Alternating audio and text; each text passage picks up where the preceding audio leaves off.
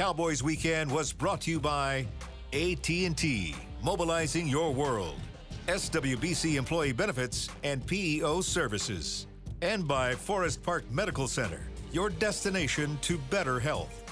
Felt like, this whole season we've been playing with pretty much a chip on our shoulder going against the teams that kind of put a hurting on us last year, so we kind of got revenge on them. But this game is special because, the division's up for grabs, and they kind of kicked our butts last time, so we got to make amends for that. Well, the Cowboys let LeSean McCoy become their daddy after his Thanksgiving Day performance. 25 carries, 159 yards, and a touchdown, but will it happen again? We're back here on Cowboys Weekend, presented by Forest Park Medical Center. Chase Williams, Lindsay Cash, and the great Nate Newton. Nate, all right, if the Cowboys can hang their hat on anything, be optimistic about anything going into this game tonight, McCoy looked human against Seattle, limited way down from his production against the Cowboys. But will he be superhuman again against us tonight? He'll try to be. I think that this team will be rested, going back to what you believe, that this team was not rested.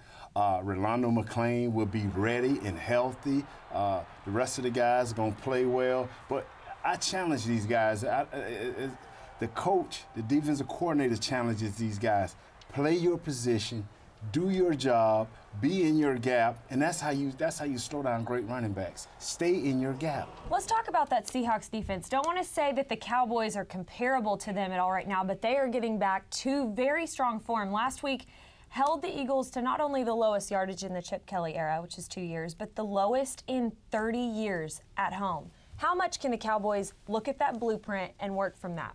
You know what? They don't have the athletes right now that Seattle has, but they do have guys that hustle. And they got a rotation going through with that defensive line. They got to stay fresh. They got to get pressure. They got to stay in their gaps. And our linebackers has to play, because if our down linemen do what they're supposed to do and stay in their gaps, that means that the running back may get through for a yard, and our linebackers got to come up and be serious tackles. Jeremy Mincey said after the Philadelphia game, the first time, that they underestimated the run game and LeSean McCoy. I don't know how you do that. LeSean McCoy was the NFL's leading rusher last year, has been since he's been in the league, been in the top 3.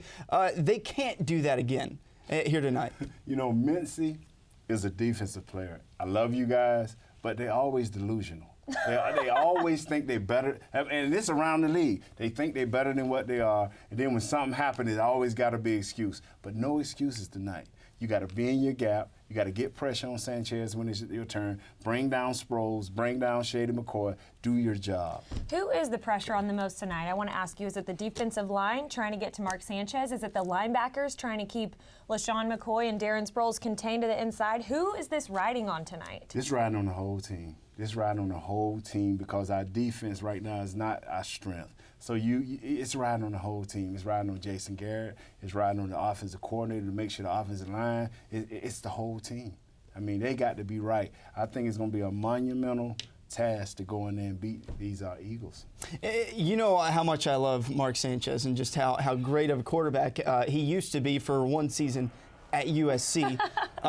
He's not a good quarterback, but who is he really? Is he the guy that looked like a Pro Bowl quarterback on Thanksgiving Day, or the guy that looked like the below-average quarterback against Seattle? Which one is he? He's a good quarterback. He's a manager in this league. He's shown to be a great manager. As long as he don't make the bad play, he's going to be all right. Don't hold it against him, but the USC thing against him. He's just a manager of the game. There's a lot of non-believers when it comes to the Cowboys, because they've been on the 8-8 treadmill for the last 3 years. Does a win tonight, does it change the perception of this Cowboys team that, hey, this team is different, they're trending in the right direction? When they beat the Bears, it changed for me. And that's what people got to understand is this team is getting better.